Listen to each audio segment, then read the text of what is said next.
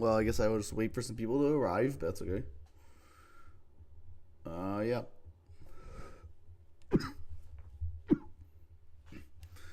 Oh, I probably should not be looking at that on stream. Sure, whatever. I will just wait for a few minutes, I guess.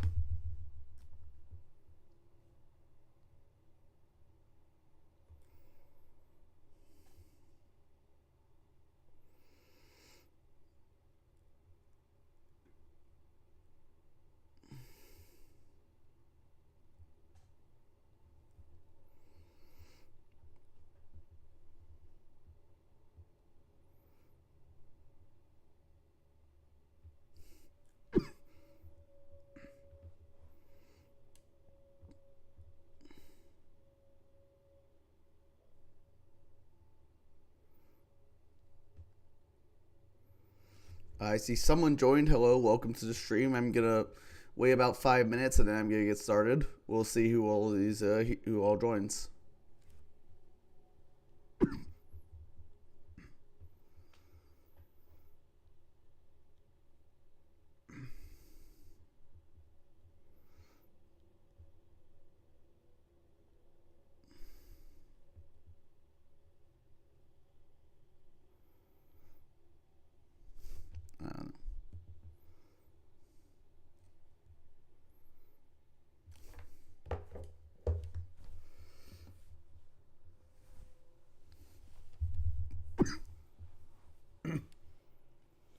Welcome, Mardo.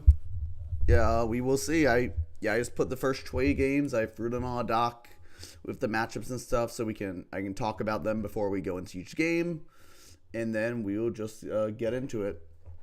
Yeah.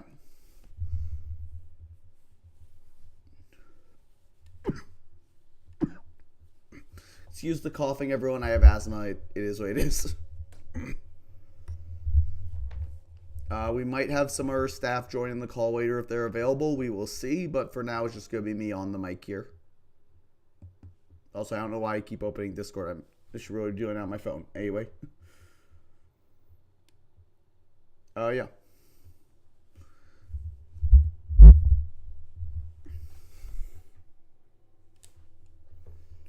Yep, so we're just going to give it to like 2 more minutes and then we'll get started.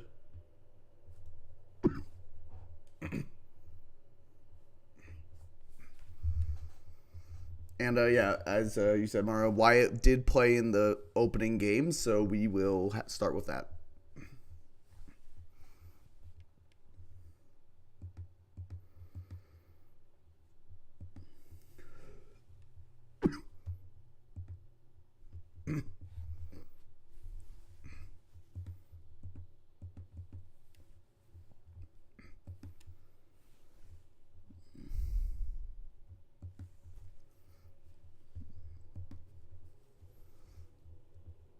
So we'll give it 1 more minute and then we'll get going.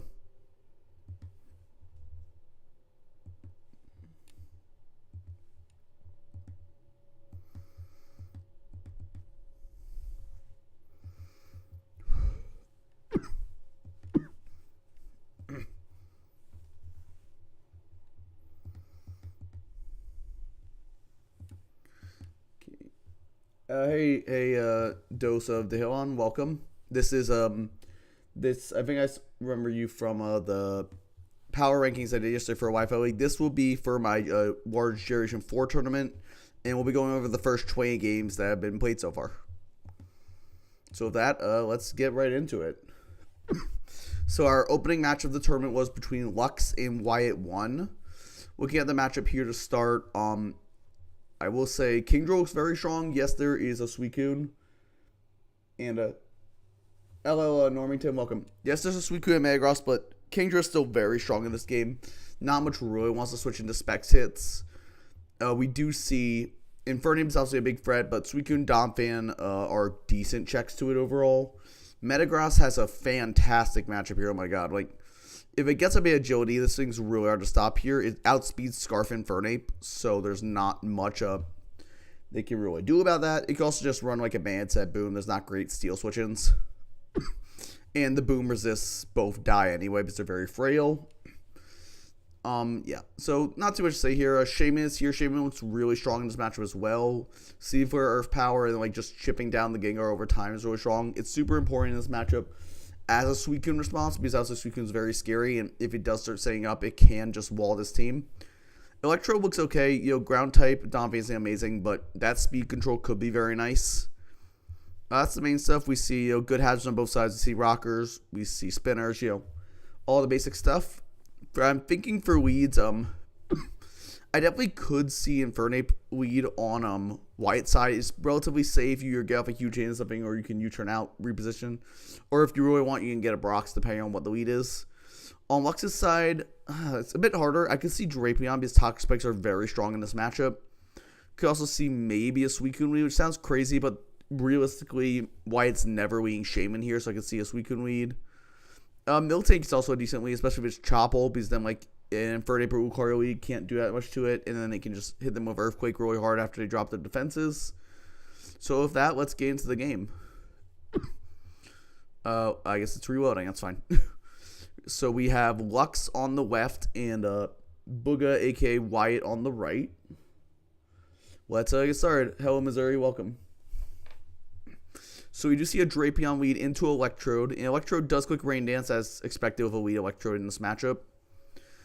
Out comes the Gengar on the Boom. Very, very good play by Lux. It's pretty obvious Boom there, so you get that. Then the Kingdra comes in. Good mind, but that is a specially defensive Suicune. Life Orb, Hydro Pump in the Rain only does 40. And yes, Dracomir is strong, but HP Electric isn't actually going to do that much here. Dracomir, I think, also would be a better click there. But Ice Beam does a bit of chip into this thing. Kindra's going to miss a Hydro Pump, so it gets a bit more chip of the Ice Beam. That's 2 fewer hits it can make with the Life Orb. And Hydro Pump will just knock out the Suicune, which is pretty good for Booga. Suicune was very strong in this matchup. So we see come in here a Yachi Berry Tropius. So as a Dino check, is it going to knock out the Kingdra? No, it's going to click Sunny Day. And then Solar Beam. In this gen, Tropius does still get Chlorophyll, so he's a bit interesting here what he's doing. He clicks the Roost. Wow. So but the Mesmer's going to quick Rain Dance again. The Tropius is going to quick Sunny Day. The Tropius is actually outspeeding the Mesmer. I mean, he has a good chunk of speed in it. It's Solar Beams and stuff, so a big crit there. Means it 2-hit kills the Mesmer instead of 3-hit killing, but that's fine. They're going to be trading some weather here. But, Sight, there's more, no, that's not going to be. Never mind. There's trading weather over and over. Very funny sequence here. Tropius is get Air Slash, as it does force Mesprit to use a Rain Dance, meaning that now the Tropius has more PP of Sunny Day than the Mesprit have a Rain Dance, meaning that Tropius can guarantee get up the Sunny Day again. Very, very heads-up play from Lux. So we do see Lucario clicking Swords Dance. Is get Extreme Speed and knock out the Tropius. The side's really funny. It's not true. Then we see Gengar come in, but it is a bullet punch on the Lucario. That crit, I'm not sure if it mattered, but if it did, that's unfortunate. We do see Metagross come in, and it does reveal to be Scarf with the Earthquake. Very nice prep. I actually like that a lot here. So he is going to Earth Power. But it isn't Scarf. It's actually Explosion. Just Oko's the Shaman. That crit might not have mattered. Do a pause this for a second here. I don't know why Lucario was slower than Metagross. That's really weird in this matchup. I don't understand. You cannot afford to be slower than Metagross when your priority moves don't hit. You have to just close combat it there. But because that also makes it appear Scarfed. And the Scarf bluff was not even a bluff. It's more just it appears Scarf because Lucario isn't running enough speed. And that forced in Shaman, and it was able to get a free boom on it, easily knocking it out and opening up an endgame. So in come Kabutops and Drapion. Drapion is pretty fast, clicks Earthquake, and Kabutops gets Stowage, doing a ton of damage, reveals Life Orb. Is the Kabutops Aqua Jet? It is not. Meaning that Drapion is just going to clean up this endgame. We're not going to see what the 6th Mon is. Yep. So Lux is going to win a 2-0. Obviously, there were some crits, but I think he just played that really well. The Tropius prep was very heads up. I really liked that into the Rain matchup. And the Yachi Berry to ensure he could get it up even in the face of an Ice Beam. Kingdra was really smart. So definitely I really liked Lux's prep here. He played around the Explosion on Electrode really well too. I did, outside the really slow Lucario, Wyatt's prep was fine. I think he played it okay, but losing Shaman like that in the end was really bad. Not that he should have done much about it, but he could have maybe gone Mesprit to scout something. I'm not sure, but yeah, and the slow Lucario is really weird. But overall, pretty close game. A nice opening match. Lots of fun wear shenanigans. Let's move on to our next game. And sorry, my computer kind of is shitty, so it's going pretty slowly. Welcome, Turtle. So I see Turtle has joined the call. He is muting because he's not in his hotel yet, but I will have someone else on the mic joining me shortly. So let's move on to matchup number 2. Okay, League 2. Matchup number 2. So we do see here we have Normington. Yeah, I've been closing, Dylan, I'm closing each tab as I go. So we have Normington versus Impulse, our second match. So looking at this, the first thing I'm noticing when I look at this matchup is, honestly, is probably the Frostlass, because spikes are very strong into this team. Chipping down Infernape and Nidoqueen and Shaman are all really good, and the Spear is a Cloyster, which is not great at spinning overall. So I definitely think a Frostless would be very smart here. It also outspeeds everything outside Sneasel, so unless they were a taunt Sneasel, you're guaranteed to get a spike here. It's our second Electro of the day, which is kind of funny. It probably comes because of the Gyarados. But it doesn't have to, because in this gen, because Electro is 140 instead of 150, it doesn't actually have speed +1 Gyarados at +0. So if it comes, it might have to be Scarf, and Scarf Electro doesn't look great here into like Nidoqueen Shaman. I will say Infernape is pretty solid. I can see just a set once you wear down the Donphan and Vaporeon a bit, cleaning up in the end game very easily. I don't love the Heatran matchup, but because Gyarados coming on it. But if you have HP Electric and it tries to DD, it's pretty good. The Nidoqueen's a bit annoying, but you do outspeed it, so if you can chip it a bit, you can 2-hit KO it, which is really nice. But it is a pretty even matchup, I'd say. Both sides have threats. The Gyarados is obviously very scary, but Vaporeon can check it if it stays healthy. Celebi's a pretty good Gyarados check unless it's running power balance, and even then, it's like giving up other items like Wakan Berry. I mean, Vaporeon can HP Electric it. So this is a pretty even matchup. I'm looking forward to watching this one.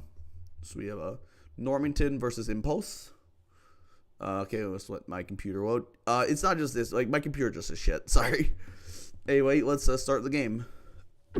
So we see a Frostlass lead into Bronzong. As I predicted, turn 1 spike. It's very free here. So Bronzong goes Gyro Ball. I don't know if I agree with just shipping the Bronzong there. You could have spiked again. But now he gets up rocks and he can knock you out. I don't know. I feel like you should have just gotten up the free spikes there, because it's so hard for them to remove it. And the difference between 2 spikes and 3 spikes is pretty big compared to 1 spike and 2 spike. Anyway, Close Combat's going to not do that much to Bronzong. That might have even been banded, and Gyro Ball's just going to knock it out. Heatran will come in and quick Flamethrower, so that's good. But Gyarados can come in here, which is, a problem. And goes to Vaporeon, as Gyarados does quick the Dragon Dance. Pretty expected here. Gyarados is going to quick Return, which is really smart. I like that as a prep that hits, like, both Celebi and Vaporeon pretty well. Return again is going to do, and is going to crit. Oh, God, that's gigantic. Wow. The return crit knocking out Vaporeon that's unfortunate. And I think Gyarados might just sweep here, because Celebi doesn't knock it out. And it just clicks return to not risk the miss from Ice Fang. In comes Drapion. Drapion might live a hit, depending on its bulk. Yeah, it lives a hit. Drapion's got Revenge of Crunch. I don't think that crit mattered, but Normington is so far behind, I don't really see an out. Yeah, Shaman can just come in quick Earth Power. The Shucka, it does live, but Poison Jab's not going to do that much. Shaman's super bulky, especially in this duration. Yeah, Shaman's going to knock it out, and then it will outspeed the Heatran unless it's like Scarf Heatran, which I guess it could be, but I don't think Scarf Heatran can clean up the game from here anyway. It does really be Scarf. It clicks Fire Blast. It doesn't matter. Like, surely Impulse has stuff in the back. Like, I mean, when you look back at the matchup, like, in the back, Impulse has stuff like Infernape, which obviously comes in revenge. The Fire Blast miss did not matter. Like, it will change differential, but in this tournament, differential literally means nothing. It's just win 2 games, you move on. Lose 2 games, you don't.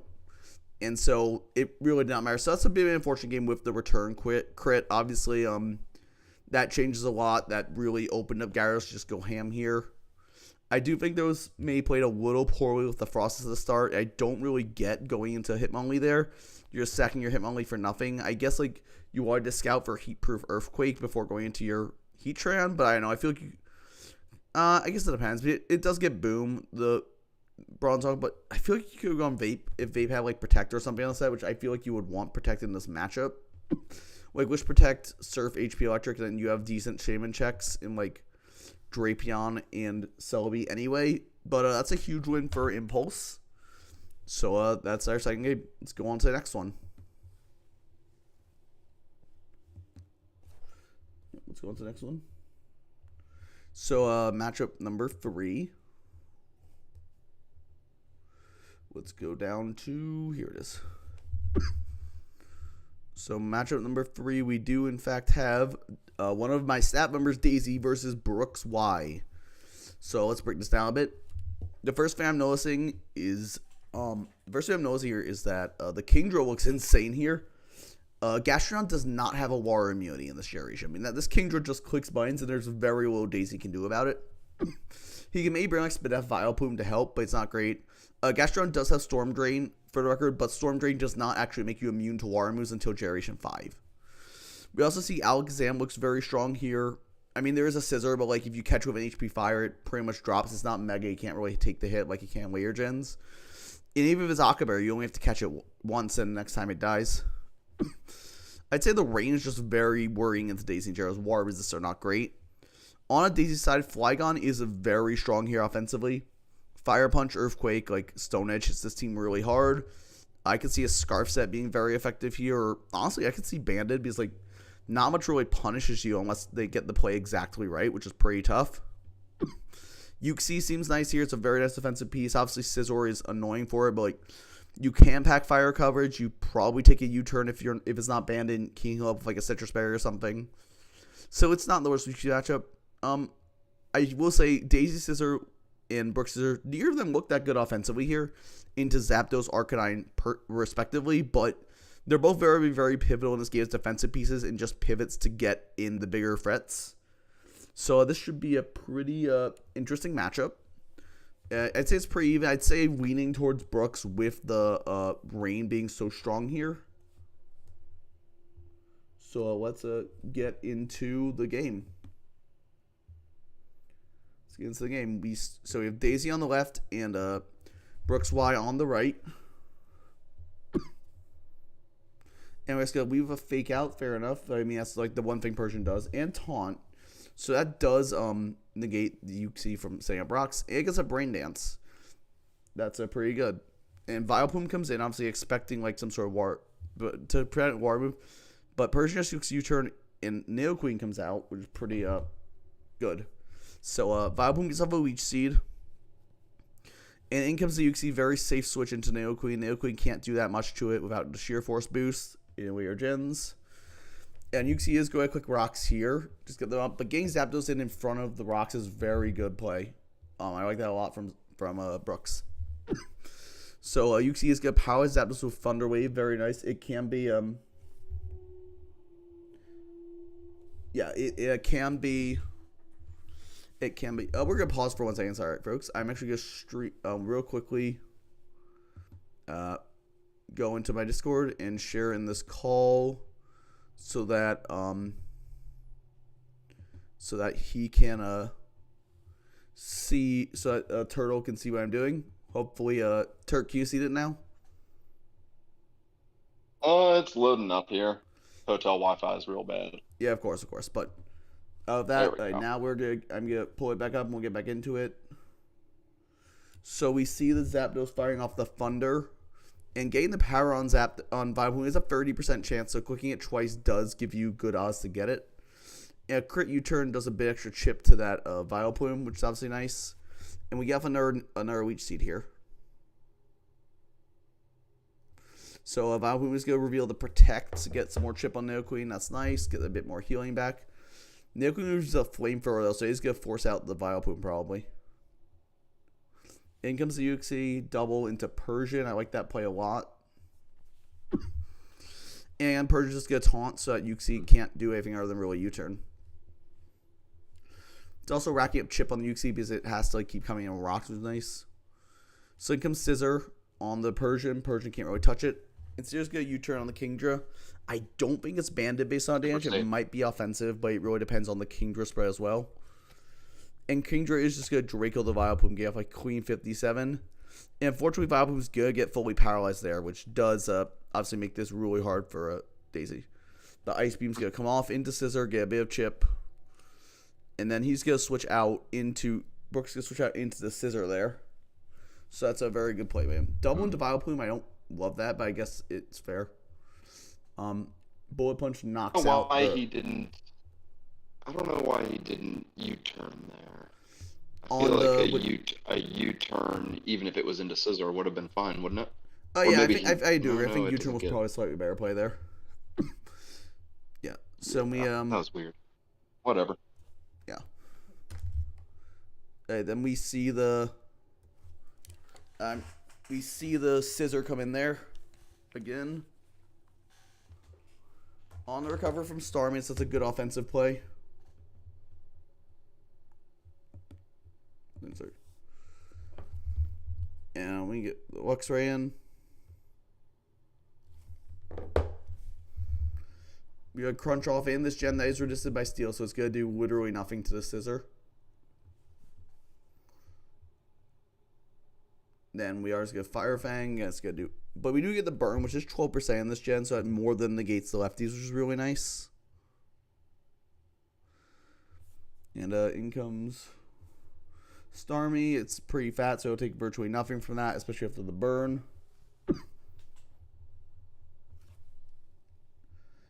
And we do is bring the Starmie on the HP, I assume HP Fire. Forces out the Uxie, and Zapdos can just get off a free Roost, which is very good here, obviously. Do you turn out? Into Luxray, and Zapdos gets full power, meaning Luxray does get him for free, which is nice, but it doesn't do much. It reveals the white screen, though. That's really surprising. Yeah, one second. Yeah. And then we go into Flygon here. Very good play.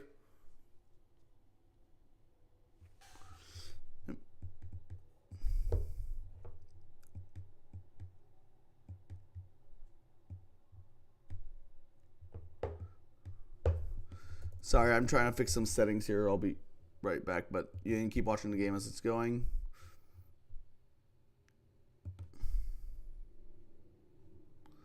Alright, yeah.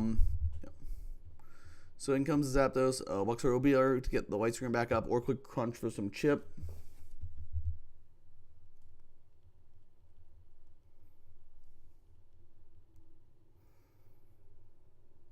And then we in comes the Flygon. Does get off an Outrage, but Scissor can just come in after, of course.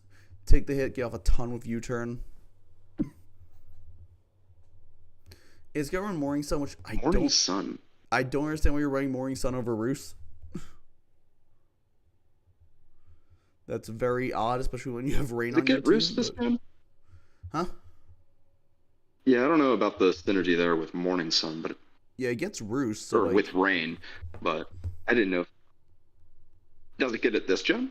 It does, yeah. It does. It does get it this gen because it was a Gen 4 TM. Yeah, then there's just no reason. Yeah, I don't know. It made the Morning Sun deflect or something. I don't know. But I mean, I guess it's working. That's all right. And when you see this, and this Zapdos is just really hard for him to bring. Matters. Like, I don't really see a great way for him to bring it down, especially with pressure, like removing all these PP too. His best bet was probably Starmie. If Starmie has, like, I don't know, a Hydro Pump in Rain or something like that, then it's going to do a fat chunk to Zapdos. But he let it roost several times over the course of this whole game. And so then, he just kind of has to hope for a bunch of paras. I mean, looking at the matchup, where he benches Arcanine, Gastrodon, neither of those really break the Zapdos either. Honestly, I think paralyzing it might have been a mistake. Mm-hmm. If, like, he had something like Toxic on Vileplume, maybe he could have answered it. Because the paralysis is doing more harm than good right now. Flygon does come in on the Thunder. He also has Thunder, which just as a concept I don't really like, even on a rain team like this. I agree. I just don't know if I like that. Superior usually. And I don't see anything where you really care about the damage rolls. Maybe you need Thunder to KO Uxie, but Uxie doesn't really frighten you back, so I don't think that matters that much. Usually Thunder, and that is a Banded Kabu tops. No, that's Life Orb. Wow, that's just Life Orb. That's a fat Starmie too. We saw it was a very fat Starmie. Sacks off Scissors to the Jet. I don't know why that. I don't know why you named Bullet Punch there. Was his Scizor? Sure, Yeah, sure. was We do his Bullet Scizor Punch not? there, in case it has hot Gujet, right? You always scout for that. No, yeah, you always go there. Yeah, they're like I don't even think you go into. That's I think weird. you just go into Flygon anyway. There's no reason to go into that Scissor there. But anyway, and Scissor's just gonna U-turn. Out comes a Persian, and Flygon is. I mean, we'll see. So Persian doesn't get No, that's fake just out. game. Yeah, I mean the game is over. But Bib Chip, Outrage. Yeah. No matter what you click into, but you have to click Outrage. differential doesn't matter here, and Scissor just is good. Bullet Punch, I guess. I mean, if you U-turn, you'll just knock down and not risk that like an Outrage crit there. But I guess it doesn't really matter. So Brooks. Yeah, Outrage crit didn't. Yeah, it wouldn't have done anything. I still think like U-turn was a better play, but anyway, Brooks is gonna take home the win versus Daisy. So that's I'd say Brooks played this really well. I think the Thunder prep on Zapdos and Morning Sun on Scissor were a bit questionable. But other than that, I think it was a pretty solid prep from his side. Honestly, I like Daisy's prep a lot too. It's just he just didn't have much to deal with Zapdos and Gyro. I think he should have tried to fit Toxic on something or two because let me look at Brooks' full team. Does he have a Cleric on here? I mean, I guess Leafeon is a Cleric. Thing he may. Leafeon gets Heal Bell, and Leafeon is bringable in this matchup. Yeah. But I don't know. I feel like versus Zapdos, when you go Mon that can break it with raw power, you have to run Toxic. Yeah, something like Zapdos is just kind of. I mean, it's high cost for a reason. It's super difficult to break, and it actually just smacks you back real hard. Yeah, it's really difficult to break, especially when I don't know. Flygon's an okay way to break it, but like you really need other ways to chip it first. Yeah, and not with Scizor around. You know, yeah, Scizor, you have to have your rocks up. You have to have some way to deal with Scizor outside of Flygon.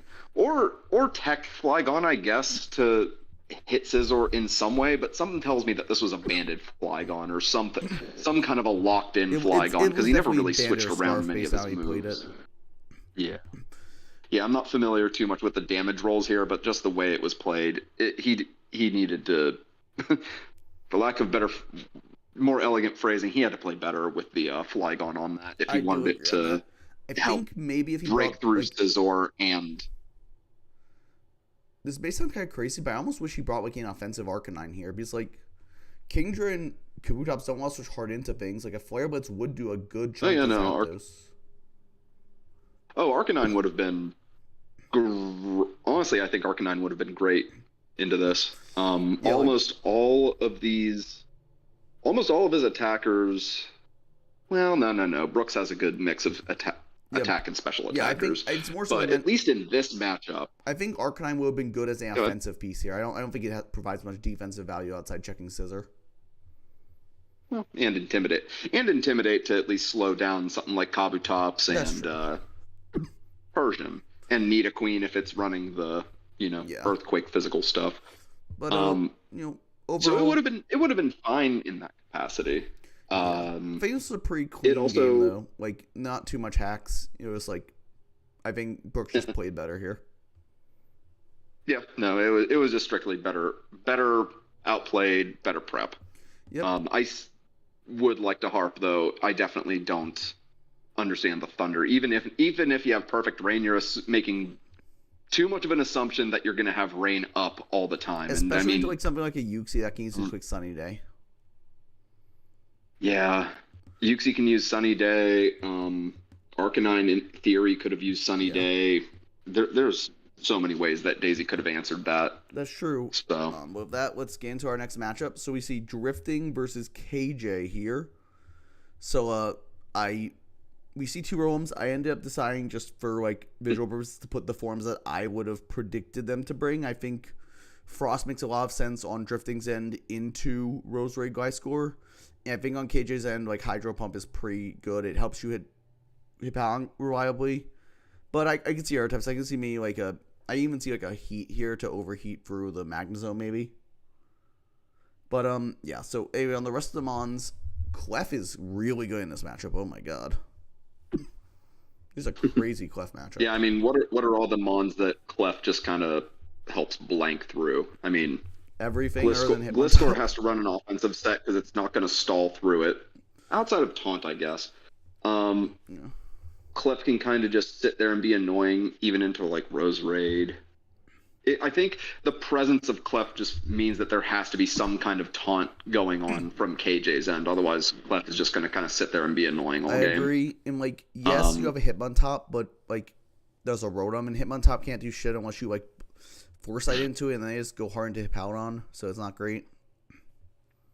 So there's also, what does Drifting have here that just answers Hitmontop? I mean, Hippowdon is physically bulky and it's never getting through it. The Rotom appliance, no matter which one it is Ghost, so there's a perfect Ghost little switch in there, and you can run a Dark type move, I guess, with Hitmontop, but it's not really going to do as much. all it gets is Sucker, which and then like, it immediately isn't reliable because you just burn you. Oh yeah, Sucker Punch. Yeah, Sucker Punch isn't good. Isn't good for this. Yeah, I think there's just really in Drifting's favor here. Like, I guess Magnezone can even maybe like make some progress, but even then, it doesn't look great here. Yeah, Magnezone has to probably rely on very fat Volt switches out. Well, it doesn't get Volt, but like then there's Gliscor like Thunderbolt HP Ice stuff is pretty good here. Thunderbolt HP Ice is probably HP Ice is going to be mandatory for Gliscor. I mean, come on. Yeah, like I don't see Drifting having much offensive pieces here, but I don't think it matters. his defensive core is so hard for KJ to deal with. Please remind me, is Arena Trap banned? No, it is legal. In this tournament. It is legal. It is legal? Great. So that means Diglett is actually half of a threat. I mean, it's still bad. Don't get me wrong. I mean, I guess like Banded Earthquake, if you get Clef down to like 40, maybe you can trap it. Yeah, I mean, trapping in general is just pretty damn nuts. And I see at least 2 very prime targets to take Banded Earthquakes off of like what Diglett's 60 base attack. It's but something. It's not very strong, but like it's enough for Magnezone at least.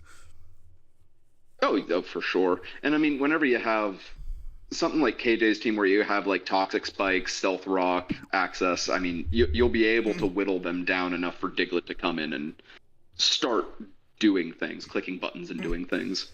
I will say I also, think Smeargle will be a very good lead here base on Drifting side, because Hitmontop can never really spin unless it's running Foresight, but even then, like that's rough for it to fit in this matchup. So Smeargle lead could be pretty strong into anything other than Taunt Gliscor. Just get up your hazards early. And like since Tentacruel is a pretty reliable spinner, obviously it can't hit Rotom that hard, but like if you run like offensive, you can like offensive Life Orb can probably 2-hit KO and then get a sprint similar if you're on like Surf, like Modest maybe. I don't know. It's both sides have really strong spin blockers and really strong hazards and spinners that are only so-so. So it's gonna be a hazard heavy game regardless. What does Probopass do? Trap steel types, set up rocks. That's about it. It would be very funny if Magnezone and Probopass trap each other. It would be very funny, but I don't think it's likely. It'd be very funny, but I think it's more likely that Probopass gets left at home and Diglett comes in. Honestly, I think it's just gonna be I think it's to be that these 3 Gliscor, Hitmontop, and Uxie. I don't think Diglett comes. I'm just saying if it did. Well, yeah, Probopass is definitely the worst mind in the matchup here. That's not debatable. Absolutely awful. Absolutely awful. With that, let's. But Suicune, you know what? Suicune's always scary. Yeah, in my opinion, Suicune's just always. Where there's a Suicune, there's a way, but there is like Encore Clef here in Haze Tentacruel, so. I don't know if there's a way with things that outspeed it. So. Let's hop in. Yeah, let's see it. So we do. I believe these are both custom avatars. You'll have to see it. So you see a Uxie lead, just U-turn out. Fair enough. As Drifting gets up his rocks, obviously a very safe play. You want them up early with a team like this. And there goes up a Spike, as expected. Yeah, Rotom Wash. So we do see Rotom Wash, which is interesting. I mean, I guess he wanted the consistency. He cared more about that over the Blizzard. I guess that kind of makes sense, so fair enough. Rolling the Shadow Balls. And it's going to do... Ooh, that's a good chunk. That might be a more offensive Rose Raid. Actually, no, these Shadow Balls are doing nothing. That's probably his, like, Rose Raid's natural special attack. Yeah, Rose Raid's already a naturally fast mon. I love naturally fast mons for draft, because whenever you have a little bit of a slower team... Yeah. Oh, that's probably HP ground. That was HP then. ground, yeah, for the Magnezone. Very good scout by drifting there. Very good scout. I like that a lot. Oh, yeah. Life Orb airways into the Uxie. But yeah, I will say, man, there are so many hazards. I mean, this is the hazard game. That's what it is. Oh, yeah. Rotom is going to come in. It is and good. Roseray well enough. And be a Sand. Roseray can't even, sim for anything. So he's going to take an Energy Ball. Just going to do another, third, which is pretty good. But Roseray's going to go down here. I was wondering if there was going to be one more layer of T-Spikes or something like that, but no. I mean, I don't think the T-Spikes are going to help that much. They only hit Hippowdon. You can always go into Tentacruel and absorb them. And that is that Specs fucking Rotom? That's gotta be Specs, right? It did 43 to Magnezone. That's definitely Specs. There's no way it's not. If it did 43 to Magnezone, there's no universe it's not. Yeah. Yeah, that looks right. Uxie to a tiny bit of chip. I guess predicting like a probably. Scarf. Predicting like Gliscor, probably. Yeah, Trick, Scarf. Perfect. Love that with the Uxie. Yeah. That really cripples Hippowdon completely. Yeah. And it gives Uxie leftovers, so it doesn't take Sand Chip anymore, which is kind of nice. But he's just going to go down to the Aerodactyl. But Aerodactyl is taking more chip. It's taking another round of rocks and a Life Orb hit. We do see Ice Fangs. The Gliscor is not going to KO. And Aqua Tail. Wow. God. Aqua Tail's such a bad move, but I love seeing it. I guess if you're like an SD set, you might want Aqua Tail for coverage into Hippowdon too. I can see it, but still, it doesn't feel great. Yeah, it's just what you have to run to hit Arrow and Hippowdon effectively. Yeah, it's like you weren't happy about running Aqua Tail, but you're gonna do it. Yeah.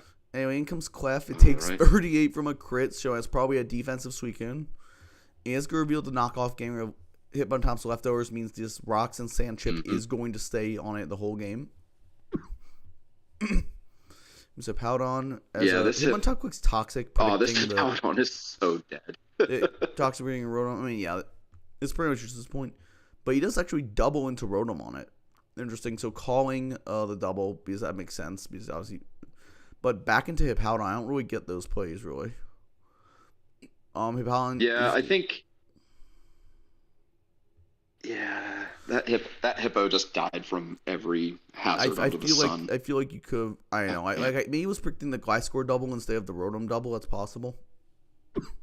Closecomment's gonna come off, and that's just gonna one shot the Clef. Wow, that is offensive as hell. Well, there we go. And that's a way to solve it. Rotom's lefty, so it doesn't just die to it's rest. Holy shit! That's Rotom could actually solo this endgame now if the opposing Rotom isn't able to get in and fire off a Spec Shadow Ball on it. And his Sleep Talk. I assume. What are the rest of the moves? It's Shadow Ball. Fourth move is your Hydro Pump or Thunderbolt. Shadow Ball, probably Hydro. Yeah, probably Hydro Pump. Yeah, it's gotta be. Let's go roll rest again, but it doesn't matter because Aqua Tail missed. So Gliscor's going to Roost Stomp. Hydro Pump, who knows? And he's going to Shadow Ball. And fun fact, this Gliscor is Sand Veil because of we do allow Sand Veil but not on the same team as Sandstream because this is the opponent. Like it allows Sand Veil here. Rotom. Gliscor's missed the Toxic on the Rotom though, as opposed to the other way around. And it will Shadow Ball into it. And I mean, this Gliscor can't win this 1v1 with Rotom having rest. It's never winning this 1v1. Well, the one thing I can see is but at least Toxic is going to put pressure on it to rest. It's going to force it to rest eventually, yeah.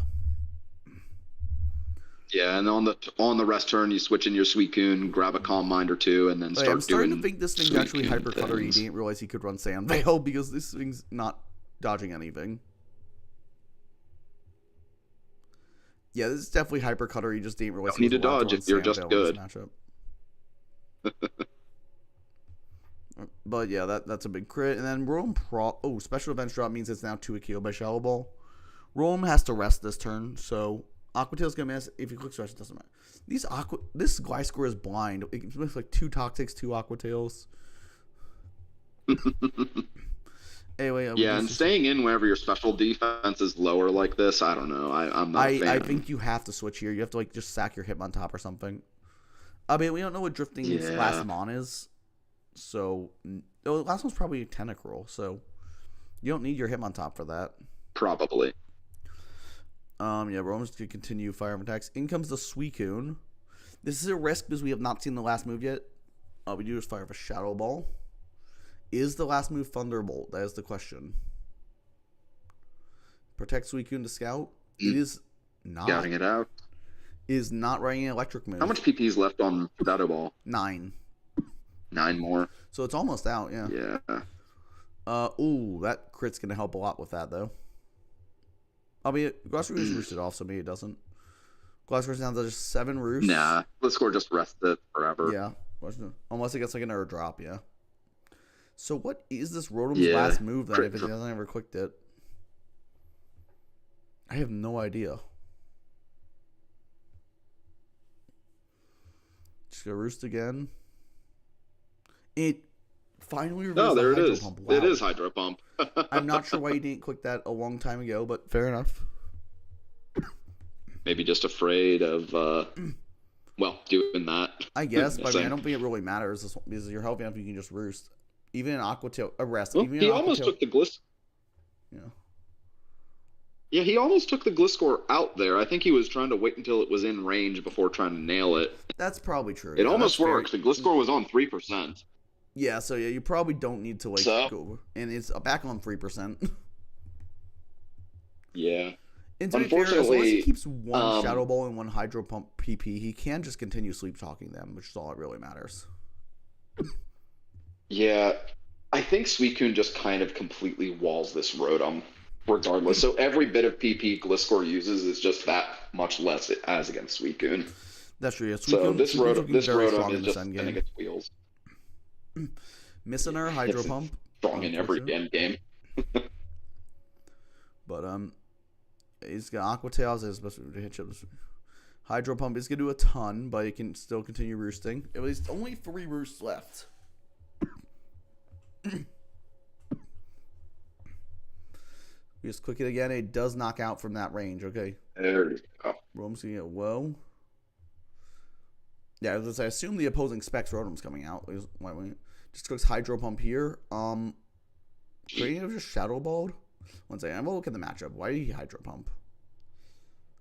What are their potential mons in the back? Smeargle, Murkrow, and Tentacruel. I guess like if you really think Smeargle or Murkrow are coming in, you would want, but like Shadow Ball still does so much, and Smeargle does jack shit.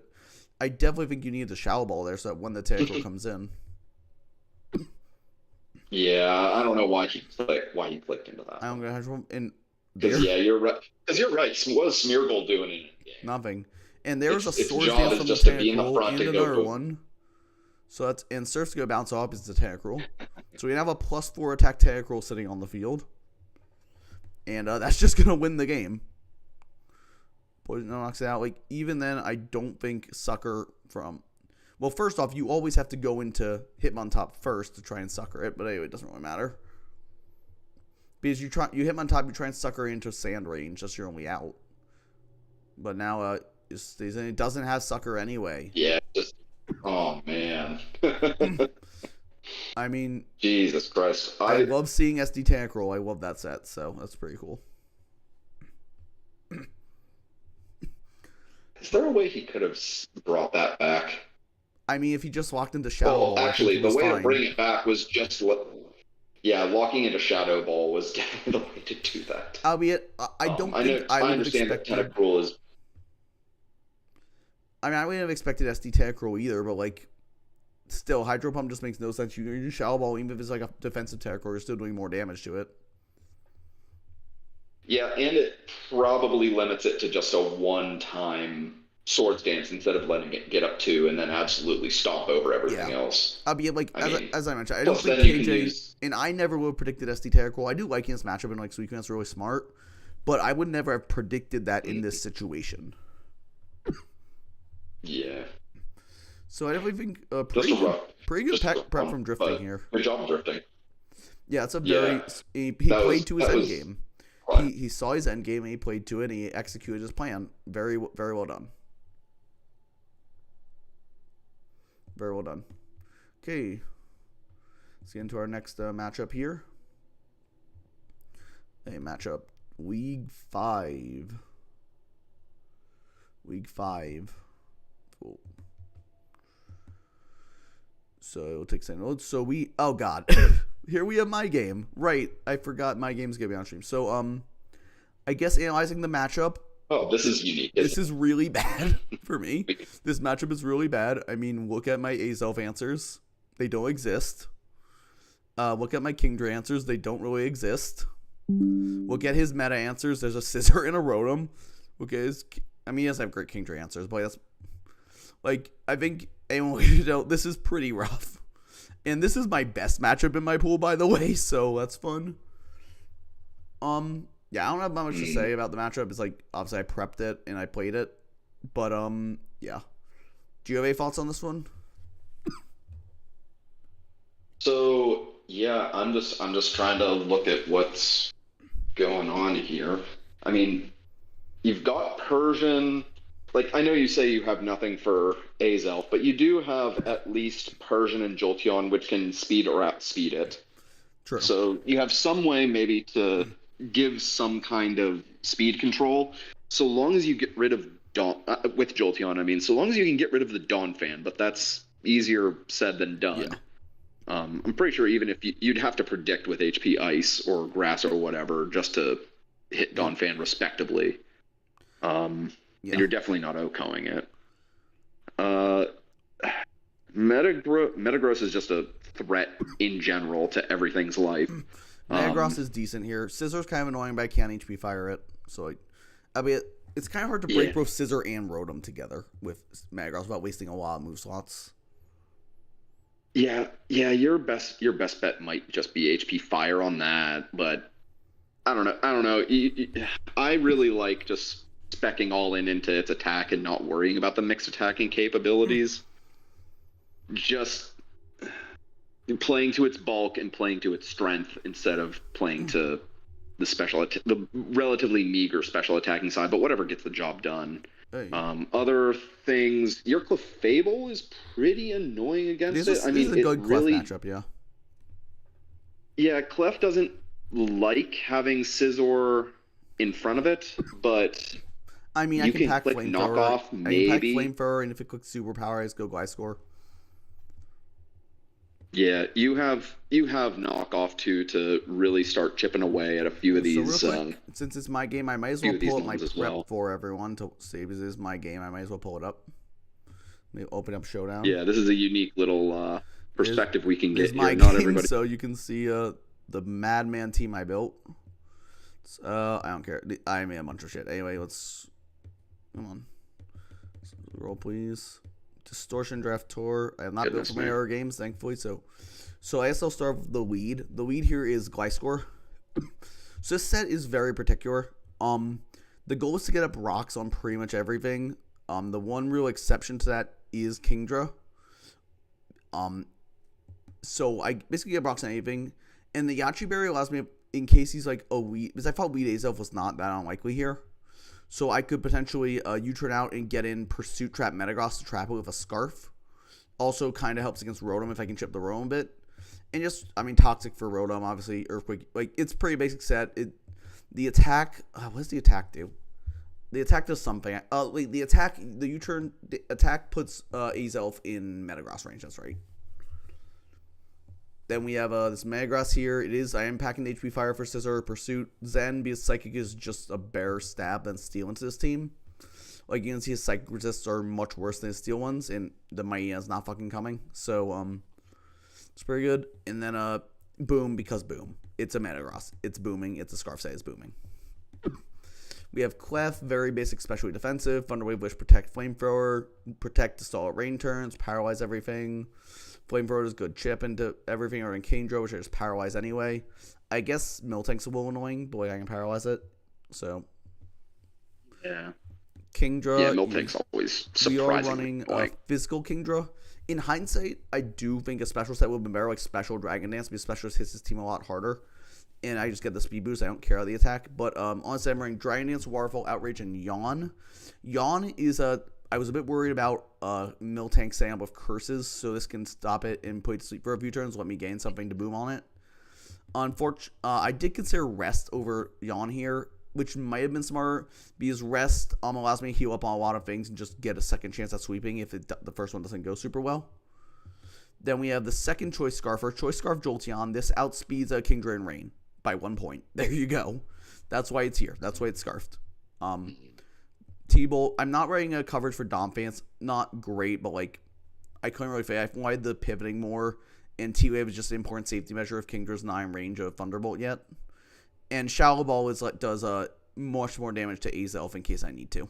It also hits the stupid Rotom. Lastly, we see Quillfish, and yes, I'm running triple fucking Scarf because that's how you know this matchup sucks, in my opinion. I just booming again. This speed ties Kingdra. Waterfall, good damage to things. Spikes is pretty good. His removal is not great. Donphan's like fine, but my team pressures it pretty well. It's not gonna have a ton of great chance. Even if it does, like I can get the rocks back up with Y-Score later. I ain't really need a fourth move here. I maybe could run like Destiny Bar or something. I don't know, but that's the team. Triple Scarf, and then we have the Yachi Maros, the Wum, Yawn, Kingdra, and the pretty standard Clef. So that I'm gonna close this up. Let's get into the battle itself. So I'm going to Gliscor as we do see a Miltank lead. We're just going to trade rocks. He's going to buy slam. He's going to get the first try power, which is annoying. Not the end of the world, though. Like, this Gliscor set doesn't particularly mind being paralyzed in terms of speed. It's not doing much with speed anyway. Just getting off a U-turn after Toxicking the Miltank and getting my Kingdra. He does switch out for the Donphan. I mean, not Donphan into Miltank. And Waterfall reveals this thing's pretty fat on the physical side. I do switch because I don't want to risk burning my Wum yet. As he just body slams. I believe I just Roost here. Pretty sure. No, I U-turn again. Yeah. Okay. Roost would have been a safe. Roost would have been a safe option. But anyway, again, Clef. I get paralyzed by Discharge, which doesn't really matter because I can't be full powered in Gen 4, and my speed doesn't matter here. He just gets Shallow Ball me a switch, but I'm just going to paralyze the Rotom as well. If only Magikarp worked like how it did in Gen 4. Ugh. Yeah, that's true. I'm going to Flamethrower. He does reveal Pain Switch, which is a little annoying. Flamethrower does good chip, though. In comes the Donphan as I go for Wish. And I know I live any hit, even a Banded Earthquake, but they reveal Superpower, and I'm like, well, shit. I should have scouted for that. There was no reason not to go into Gliscor. There was no reason not to go into Gliscor. This thing cannot touch Gliscor. I'm Yachi even if I shards after. It was a terrible play. I lived an Earthquake, but there was no reason to let Clef take that chip anyway. I was like, I'll heal up after, but I still could have taken a ton of Earthquake. And I lose my Clef for no reason, which is really bad. To be fair, Superpower was really good prep. I did not expect it at all, but like it wouldn't have mattered if I just made the correct play and went into Gliscor anyway. But that's good game, my Kingdra. Did you have Protect on? I did have Protect on Clef, but I was at full, so I was like, I don't think it can coat me from full, so I don't need a scout. Yeah, no, that was hindsight's 20/20 on that. I mean, one. like I never would have expected Superpower, but like even then, the thought process that I can take an Earthquake is not smart. When I can always go into Gliscor, take the Earthquake, and get healed up from the Wish. Like, there's no reason not to. Yeah. Anything with, and especially if you have a Clef, you need to prepare for a Superpower to come your way from whatever thing is convenient. Yeah, I'm getting the Kingdra on the -1 Donphan. I just Dragon Dance. I don't expect him to stay in because at -1 he should die of Waterfall. He has actually switched though. He has to stay in, and that Earthquake does a lot, which maybe makes me wish I had Rest because that was his damage a lot. Ice Shard's gonna hit me. So definitely regretting the choice to take Rest off of this set right now. But is what it is. Income Scissor, I predict the Quick Attack or Bullet Punch. I just go hard meta. He has Quick Attack. He goes to be Life Orb. He goes Rotom as I has HP Fire. Do a good chunk to it, actually. But it's a roll to kill. I don't risk getting discharged, so I switch out. So, yeah. Unfortunately, I do get fully paralyzed here, meaning I can't Roost, so I do lose my Gliscor, which is very unfortunate. So that definitely is not great, but that's power for you. I walk into Shallow Ball, he's Cassib, but I do knock it out anyway. And in comes the Azelf. I'm going to Shallow Ball again, and him bringing Azelf made me realize he's Scarf, so I'm bringing my own Shallow. This burn is really rough because it limits my time so I can come in. I do go out to Quillfish so I can take a hit, but I make a really dumb play here because I'm scared of Kingdra coming in. I just Thunder Wave instead of Quick and Waterfall. I need to just kill this Azelf because now I'm losing my Jolteon for nothing. I played this game very poorly. Because I should have just Waterfall there, or even just sacked, honestly, even in Salvador, I should have sacked the Quillfish and brought in Jolteon after. Like, I had no go back. Yeah, Jolteon. Yeah, I should have clicked Thunderwave again instead of switching and just brought in Jolteon after. I still get like 2 turns. I can just click Thunderbolt and stuff. But Jolteon's gonna go down. I knock out with Waterfall from Kingdra, but I'm 2-0 now. Scissors revenges this. If I had rest on the set, I could have rested on the Azelf instead of Dragon Dance and won the game because it would be locked in the Flamethrower. But unfortunately, I am an idiot and took rest off for Yawn. So if I was rest, I did win the game there because Azelf's locked in Flamethrower. And this game's over. Like, Scissors queens up. I do go for Zen. I mean, might as well. Like, that's my out. Because his last month's obviously Kingdra. I can't HP fire. He does Bug Bite, does a ton. I have to switch into Quillfish, so for the Bullet Punch hit. Actually, wait. Why did I do that? I could have just stayed in with the hit, Zen'd it, and then hit the Kingdra once and me. No, it doesn't matter because Quillfish is Mono Waterfall anyway. So yeah, oh man. Here is on stream me playing very poorly. If Zen was there, if Zen headbutt hit and flinched, that would have been that's really aggravating for Sai. I mean, I sacked my Clef for no reason. I sacked my Jolteon for no reason. I took Yawn off Kingdra like an idiot. I did lose my Gliscor to the full power. That sucked. Like, I just played this game very poorly, and I should have won despite the poor matchup if I just played like a smart person. So, it is what it is. Good Sai guy did bro. The superpower on Donphin was very good prep. But I'm a little frustrated with myself over this one because this was very winnable if I just didn't sack 2 mounts for no reason. But yeah, I don't have any comment on it. I think you hit it more or less. I'm also not a huge fan of triple choice anything, regardless of Scarf, Spec, or Band. But yeah, you might have been just a little bit too scared of the Kingdra. The Quillfish does one explosion, just drop it. Yeah, from but Quillfish. I was worried about Waterfall, and then you can Rain Dance the turn after, and then if I bring in Quillfish, it's a Speed Tie, and if I lose the Speed Tie, I'm in really bad shape. But I guess that's fair, Jolteon, so it doesn't matter. I still had Jolteon. I could have just Thunderbolted it. Yeah, Thunderbolt or Thunder Wave. You had Thunder Wave on Clef. Yeah. I mean, Clef was down. Clef was that doesn't stop him from having Lum. At that point, yeah. But yeah, there were a few outs, not just in the gameplay, but also in Team Builder that I think would have been specifically just running rest on Kingdra. That you had options for. Specifically just running rest on Kingdra were the only thing that mattered.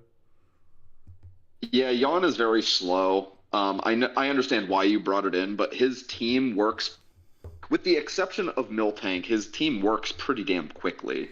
Yeah, Yawn was not. If you let Miltank just run over it, but even with Yawn, please do correct me if I'm wrong, but doesn't Miltank, that its whole shtick is kind of just curse and rest and then body slam. It's usually curse, milk drink, heal bell is more common, but I guess you can run rest. Curse, milk drink, heal bell.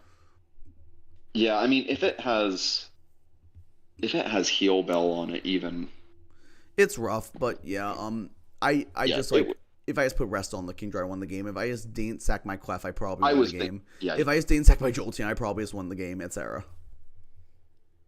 Yeah. Remember, kids, don't play when you're on tilt. Don't play important games right after getting hacked in another important game and being super on tilt. Friendly tip. Yeah. Let's move on. Yeah, just don't play whenever you're pissed anyway. Yeah, let's move on. So next matchup, let's move on to Game 6.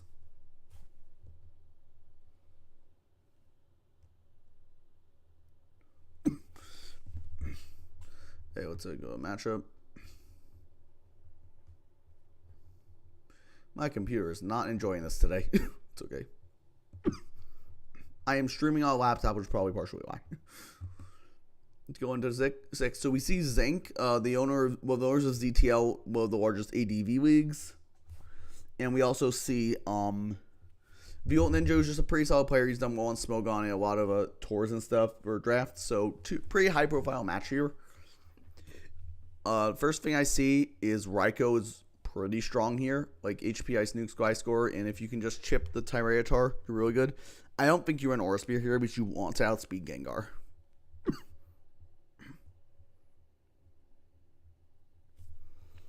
Yeah. Let's see, what's going on?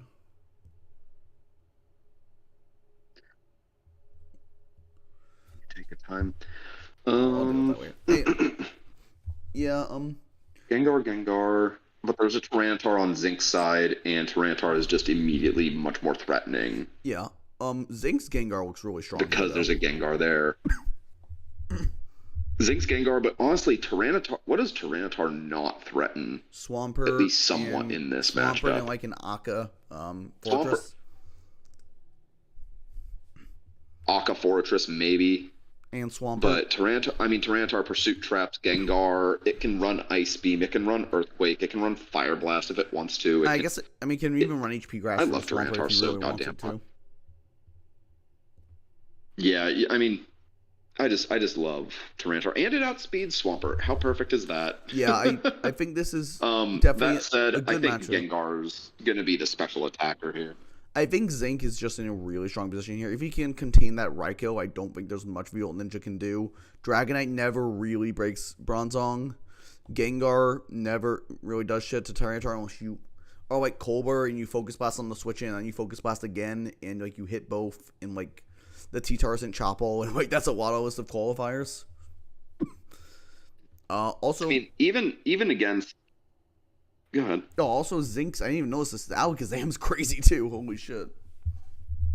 Yeah. So the thing with Raikou is that if you, at least, speaking from experience in ADV, it just moves super quick and sets up a bunch of really powerful Calm Minds and starts sweeping through. But Alakazam does that just a little bit better in this case, where if you switch it in on a Calm Mind, you can get a Calm Mind up, and then its Thunderbolt and you even have Recover. Basically back to tickling you. And you can even Recover on it. Yeah, and then hit Recover and hit whatever is on his team with a very powerful Psychic, for which he has no immunities, or hell, his only resistance is Fortress, which does not take that's Psychic not a resistance. At +1, like, at all. Yeah, that's... So it's definitely, I'd say, pretty in Zinc's favor here.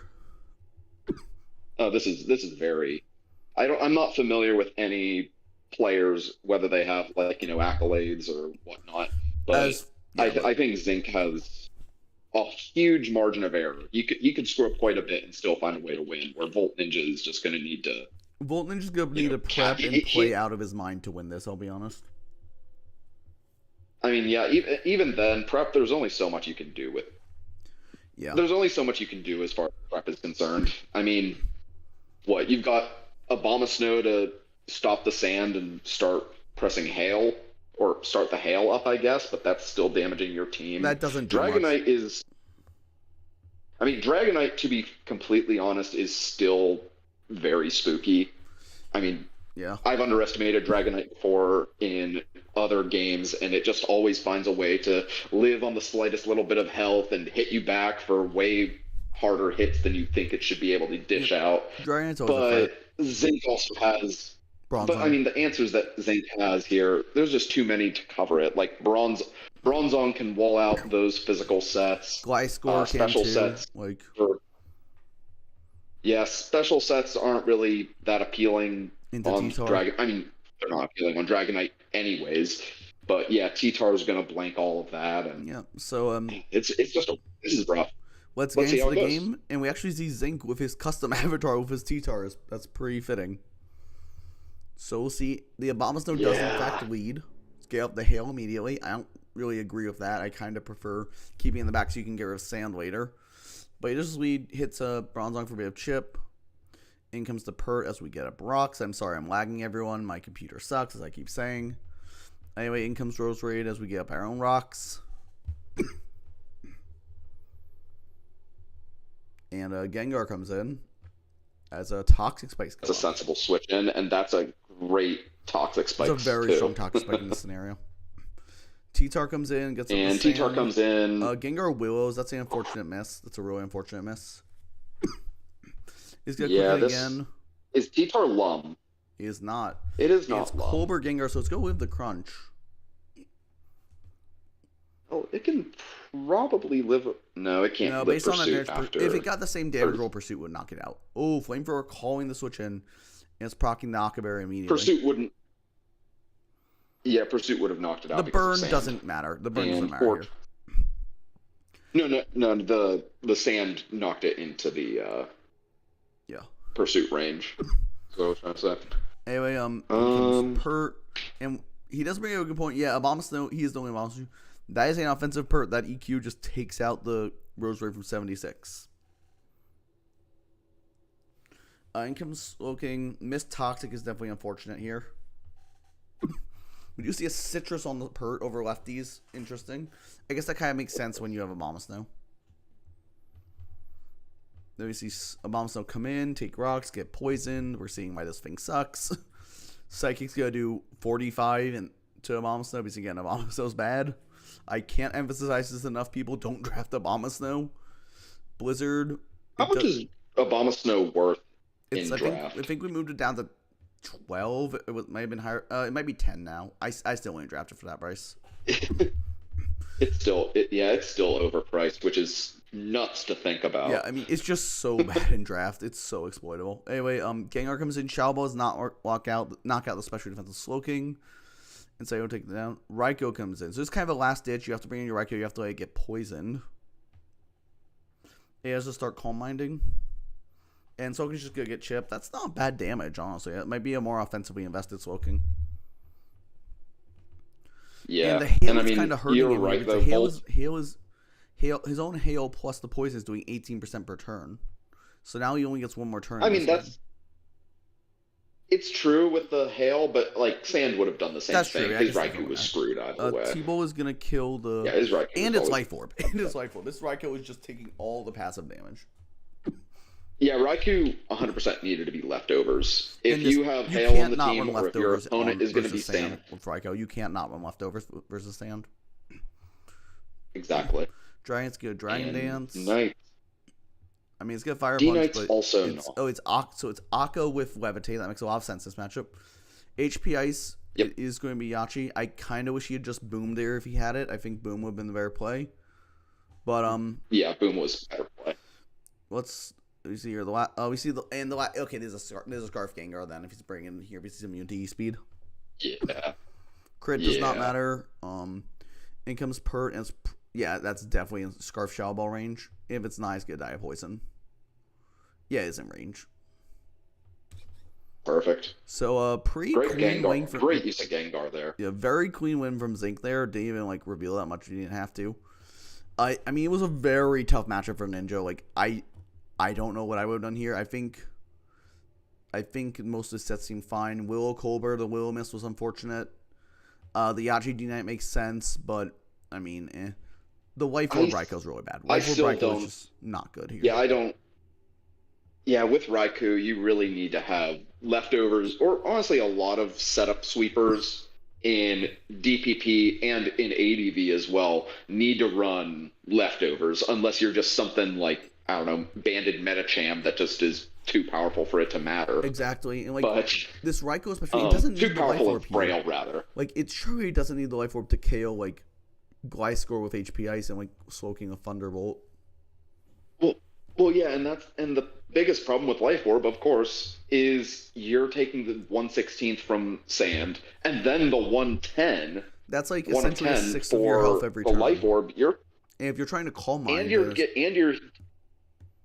you're using a turn of setup, you're really just going to get one, maybe two attacks in, and you may knock out one or two Pokemon. Exactly. I mean, especially for a super powerful offensive piece like Raikou, or how Raikou can be, I think it was a little bit of a short-sighted move to have. I agree. I think Raikou was the one saving grace in this matchup, honestly, and kind of threw it away. Yeah.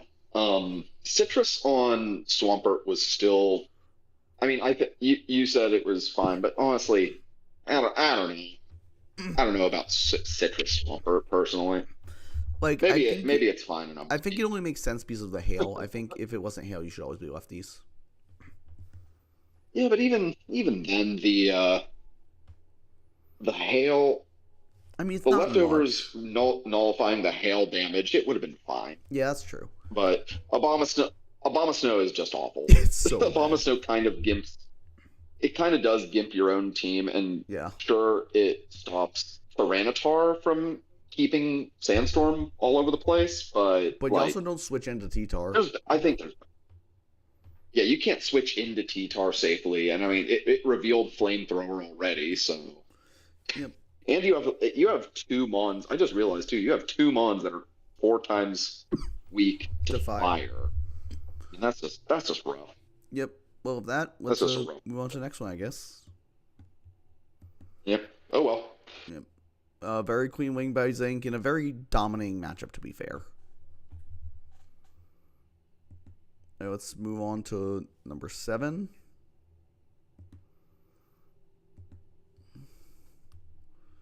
So let's go over here. Take a second to load. And we have Ace versus Violet River. Ace has a very interesting team with triple steal and like a Chansey jump off. And on the other hand, Violet River has like a Gengar with like 0 counterplay unless you bring the Chansey, and the Chansey is just lets in Mammal Swine to click a button. I guess Scarm Chance is a core, but I don't love it here. And Heatran kind of beats both of them anyway with Taunt. Yeah, I love using. Well, okay, love is a bit of a strong word, but Chansey really does just in these earlier generations feel like Blissey, just a little weaker and can't like Calm Mind effectively. Yeah, pretty much. To sweep at least, but against a physically inclined, well, yeah, 3 physically inclined Pokemon in Crawdaunt, Regirock, and Mamoswine. I'm not counting Scyther because personally I don't value Scyther all that much. I agree. But yeah, those 3 physical attackers there are going to just be able to switch in on Chansey and hit him super hard. Like Mamo doesn't really care about getting poisoned. It's immune to Thunder Wave, so it has 2 really good points of entry. Yep. Both that and Regirock have high health, so Seismic Toss isn't really a threat to them. Regirock, from my understanding, has rest a lot of the time. So it can, yeah. If it gets poisoned or paralyzed, it doesn't matter, and it's just going to slap it with superpower, which brings in Dusclops. But what does Dusclops do? Because it kind of just sits there and does nothing. I will say... I mean, I'm... Good? I do think there are some saving graces for Ace here. There's a very strong Lucario matchup specifically. Because like Bullet Punch does a ton to Gengar. He has to Gengar has to run a Tub Bulk if it wants. Which, to be fair, Gengar can run a Tub Bulk because you don't respect the fucking jump off. And you might not even respect the guy score, so you might just run enough like speed for Lucario, and then like run a ton of bulks you would plus 2 Bullet Punch. But if like you get rid of the Gengar, there's really not much that can take on Luke. I guess like Celebi, but again Celebi like doesn't. I mean it's like Cracker of Power, but still that's like the one thing we're seeing in this match is Lucario. Maybe like an offensive Yachi Gliscor could also do something with, I guess, D. I don't know. But I think Violet has a pretty solid... Assuming Blastoise doesn't come through. Well, yeah, but... Blastoise can just come through and ruin its day. Of course, yeah. I definitely think this matchup is in Violet's favor a bit. I don't think it's, like, unwinnable for Ace, but I definitely think Violet has the advantage here. I really like Kingdra, actually, in this matchup. Like, yeah, it gets kind of stuffed by Celebi there, but... And Blastoise, I suppose. I mean, if you aren't running a choice item, you can just Signal Beam the Celebi. Yeah, you could. You have to live or take 1 hit, but I mean that's assuming you aren't in especially range, after like 1 DD. Yeah, or if you get a DD, pick up a DD like that. Just carrying Signal Beam for coverage, maybe. I feel like Special's better in this matchup anyway, into like Regirock. Oh yeah, for sure. But using Surf, you're 1-hit KOing at least 3 of these. What? 1, 2, 8. 3 of these 8 Pokemon here. Skarmory is also very, very nice, actually, into those physical attackers. All the physical attackers.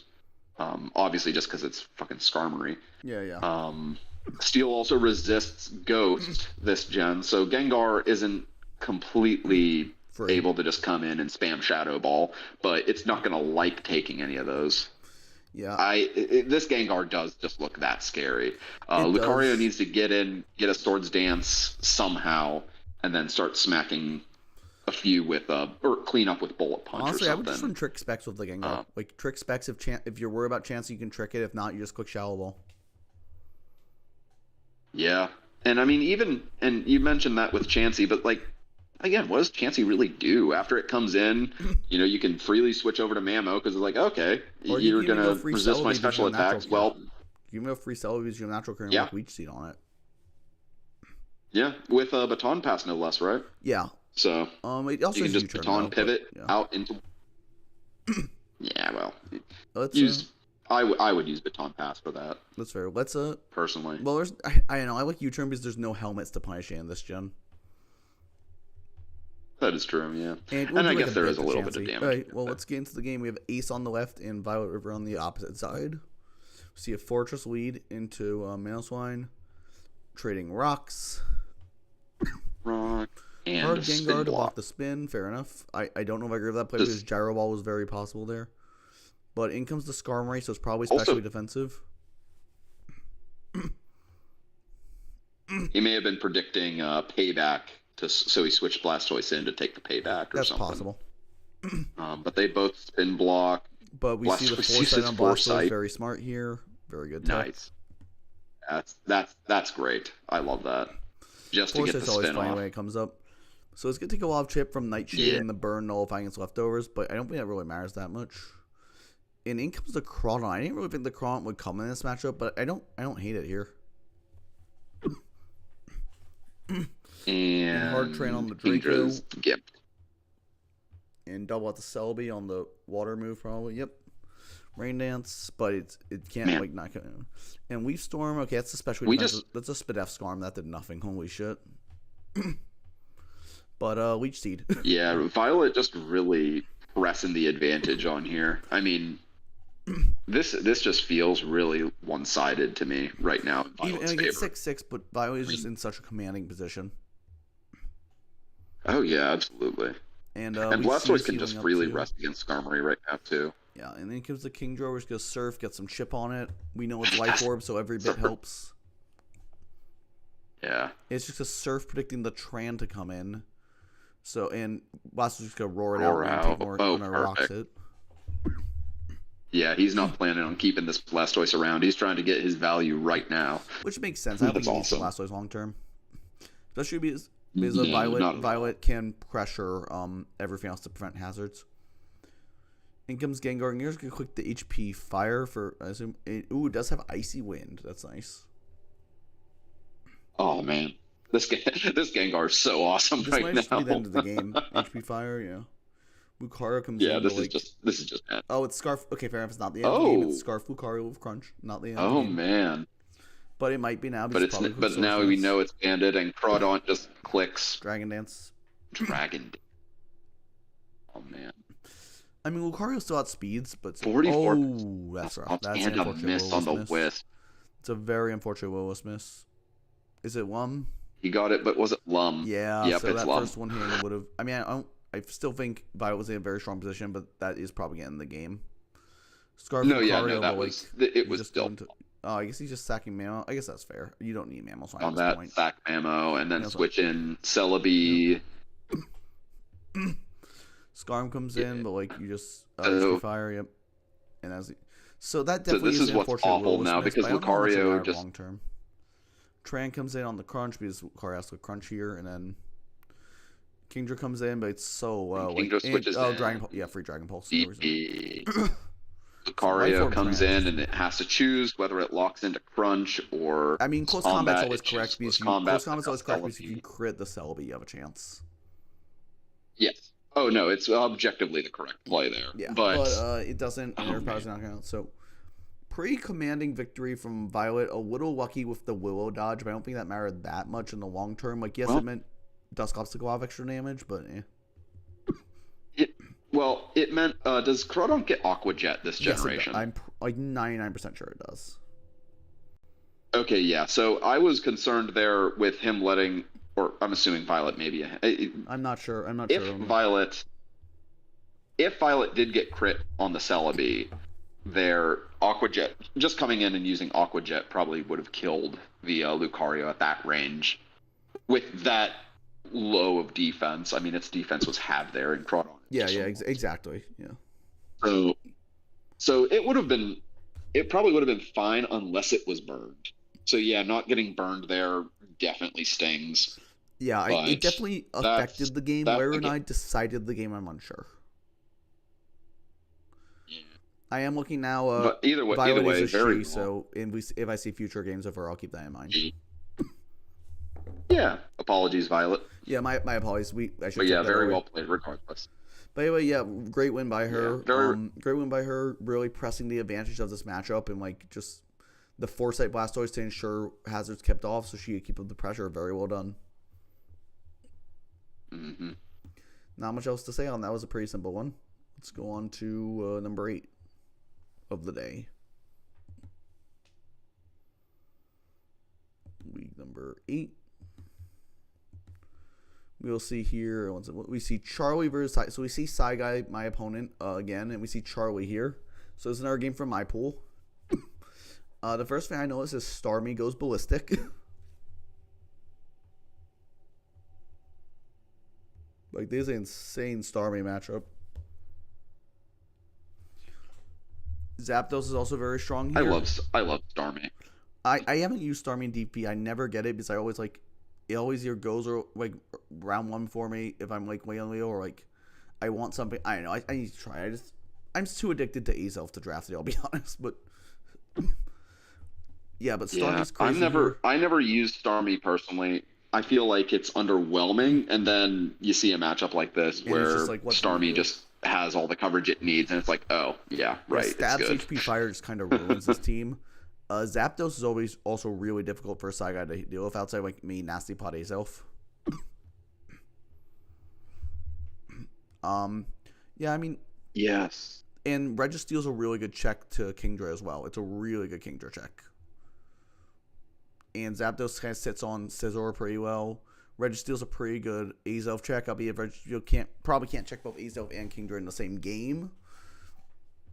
I will say like Steel can also go ahead. No, sorry, you go ahead.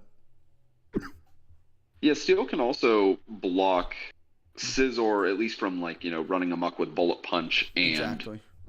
U-turn. You just have to watch out for super power. But I mean, if you have a Psychic type and Starmie. Sorry? If you have Zapdos. You can pivot to Zapdos. You can pivot Zapdos, Starmie, or even Missy, and that scouts out that superpower. Mischievous is okay here. I don't think I would bring it over like Ludicolo. I think Ludicolo is probably better, but oh yeah, for sure. You take advantage of the rain, Kingdra's rain a little bit. Yeah, so I think it's definitely in Charlie's favor. I don't think Ludicolo can 1v1 it. This is definitely in Charlie's favor, I think. I think. No, Donphan gets answered pretty quickly. Yeah. I mean, Miltank's the only like really annoying one here. I guess Rotom too. Like a Scarf Rotom will be pretty good in this matchup. Rotom. If you switch the Scarf around, I suppose. But I don't know. I maybe I'm just undervaluing Rotom. Let's see let's see if he brings it. Let's hop into the game then. So we have Charlie on the left, Saigai on the right. We see Azelf lead into Arrow. So he's gonna switch. Taunt's pretty obvious. It's probably not gonna pursue on turn 1. So yeah. Dominic comes in, clicks Ice Shard. I guess it's not rank dodge or anything. Does a tiny bit of chip to, but what that is what? That's like Spadef Azelf. What am I looking at? No, don't. Oh my god, no. And it's in range of another one. No. Why did he Calm Mind there? He just attacked. Your Spadef, you take. Oh my god, that was really. Yeah, that Calm Mind hurts my soul. And he does steal my set after I say it was very good, which fair enough. I did mention after him, I think he might brought this one. Another Citrus Berry, interesting. And Kingdra's and boom, just to. Boom. In comes Arrow and Scissor, so surprised the Arrow stayed in and reveals to be Scarf Scizor. It's actually no, Arrow probably stayed in because why we Sash and just why to get rocks up, which is fair enough. In comes the Rotom as Starmie clicks Reflect. Interesting. Let's go Shallow Ball, and yeah, it's definitely offensive. Shallow Ball again. And Nidoqueen can fire off its own Shallow Ball back, doing a ton of damage. Yeah, but now Nidoqueen just drops. Nidoqueen does go down. That's another mon Starmie I comes in, definitely undervalue there. If Starmie comes in, I guess that means he doesn't take this Scarf. Oh. Well, that's the end of the game. That was like the one check to Starmie left. Yeah, that is. Well, there's a Sucker Punch from Toxicroak. It's Colbur. I don't really get the Colbur. I don't really get why it was Colbur, but it works out. And Starmie's just going to sweep here, yeah. That, I'm not going to lie, that crit just saying. I mean, I think Troy is still in a very strong position, but I mean, that still is like really unfortunate. Yeah, Guy saying that he lost the speed tie there, but not being max speed. I mean, you need to be max speed, man. If you're trying to calm mind sweep and there's a Starmie there, you can't risk it being faster than you. You have to like you go but, if you want to be bulky for a Starmie, I'm like max speed, max HP. Then that's fine. But like it's pretty clear he was very sped-up on himself there. Yeah, you'd rather just be faster. I mean, Starmie hadn't be faster, get the calm mind up. Hurt, but like he could have just killed it earlier with the Azelf. So I don't know. I think it sweeping is like kind of his own fault there. Is what it is. Starmie just proving why having every coverage move under the sun just really helps you out. I mean, and honestly, he only did stabs. Honestly, it's not even. No, it's not even. It just uses stab moves there. What am I talking about? Yeah, that's all it did. What is this? This Pokemon is just so fun. Starmie's crazy. I mean, it's worth 16 for a very good reason. Yeah. Hey, we are almost at the halfway point. We are on week 9. This is taking a lot longer than I thought, but it's fine. I mean, I don't have anything to do anyway. So, on to week 9. We have Malekith versus Gaiman. So, I believe Malekith is a very regarded Smogon DPP player, I believe, if I remember correctly. And Gaiman is a very good draft player. I've seen him in some team tours and stuff. He's performed at a high level. So, it's definitely a pretty big name game here. First thing I see is... Very good game. Yeah, first thing I see is D-Knight goes bonkers here. Like, D-Knight is cracked in this matchup. I like it. Yeah, D-Knight's very strong. Azelf is also pretty good here. Like, Psychic Fire, Electric hits pretty well. Donphan also kind of... I mean, it doesn't look like Donphan really likes anything here either. I mean, most of the stuff that it can hit super effectively, it gets super effectively hit on its special side, so that's bad. Yeah, like Donphan, even if you spin with Donphan, it's bringing the Uxie and you can't do anything, and they just get the rocks back up. Yeah. Blissey's nice. I think it's Cack turn. I'm just seeing the Cacturn there.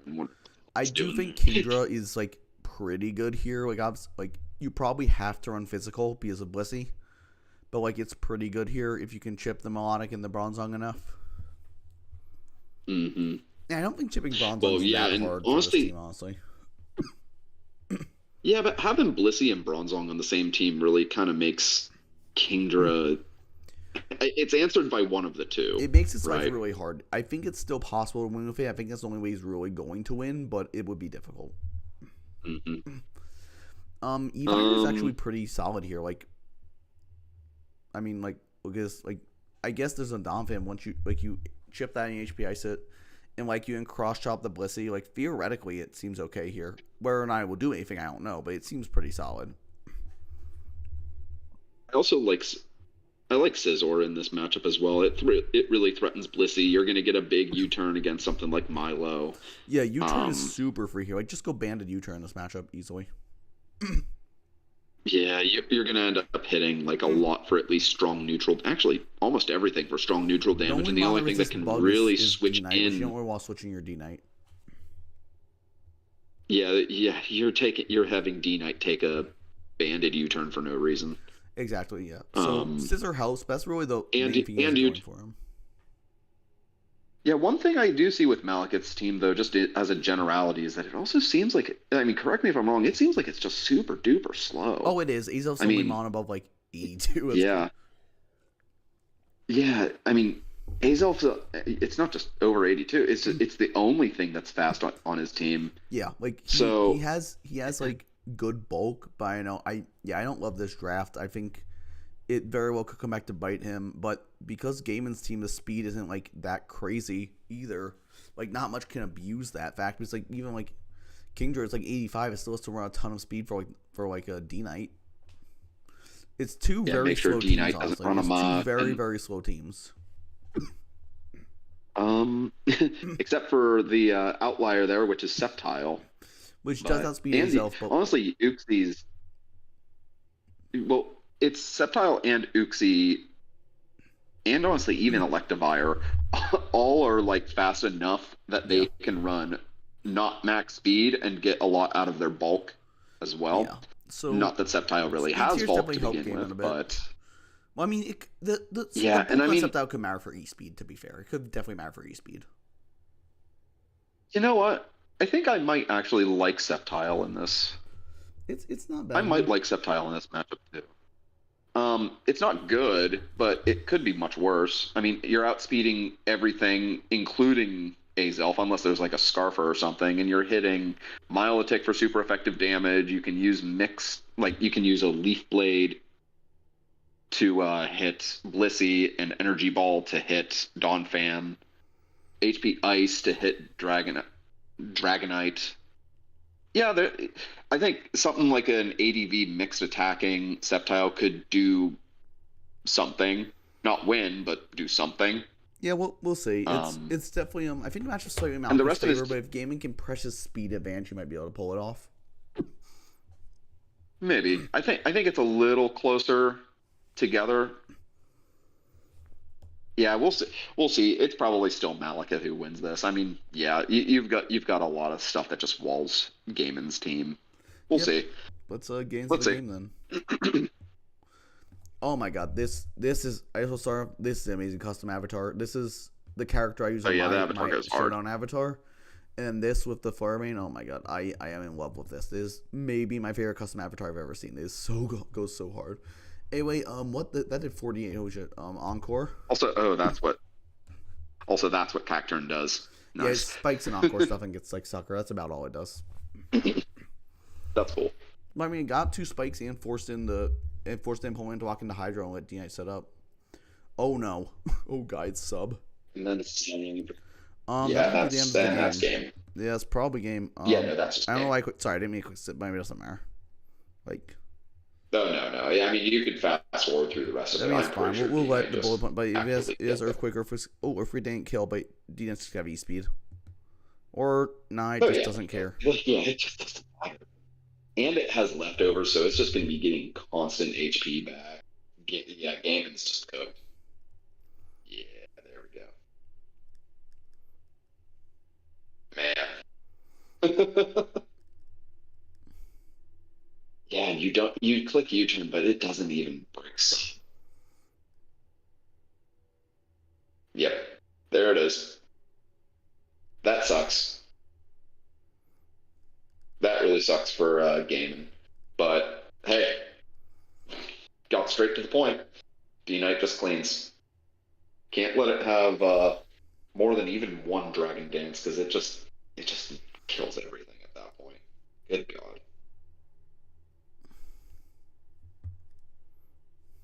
Yeah. Sorry, yeah. So yeah, D-Knight just wins that in game. Yeah. I'm responding to something real quick. Oh, you're fine. Hey, so let's pull up the next matchup.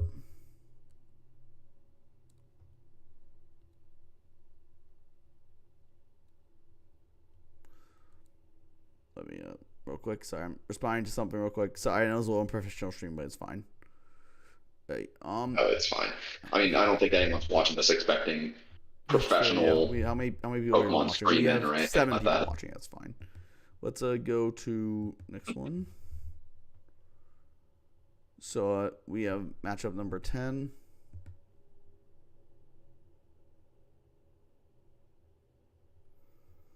We have Paul versus Lance.